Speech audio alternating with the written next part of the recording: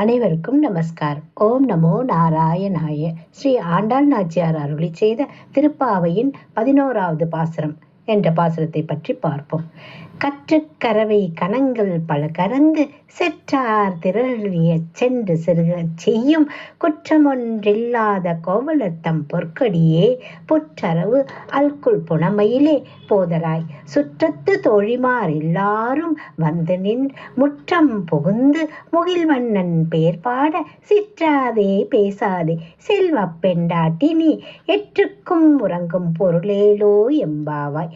கன்றுகளோடு கூடிய பசுக்களிடமிருந்து பால் கறப்பவனாகவும் தங்களை பகைத்தவர்களை எதிர்த்து நின்று போரிடும் தன்மை உடையவனும் மாசு மறுவற்றவனுமான கோபாலனை தழுவ துடிக்கின்ற பொற்கொடியே புற்றில் இருக்கும் பாம்பின் படத்தை போன்ற அல்குலை உடைய மயில் போன்றவளே, நம் சுற்றுப்புறத்தில் உள்ள எல்லா தோழியரும் உன் வீட்டு வாசலில் வந்து கூடிவிட்டார்கள்.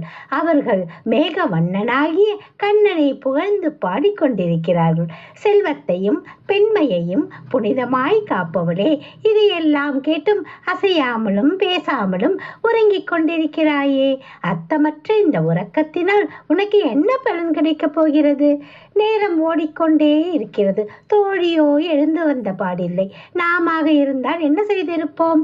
அவளை விட்டுவிட்டு நீராட சென்றிருப்போம். ஆனால் பக்தி நெறிக்கு அழகல்ல. பிறரை விட்டுவிட்டு தான் மட்டும் இறைவனை அடைய முயன்றால் அது நடக்காத ஒன்று. எல்லோருமாய் இறைவனை நாட வேண்டும், அவன் புகழ் பேச வேண்டும். அப்போதுதான் அவன் அருள் கிடைக்கும்.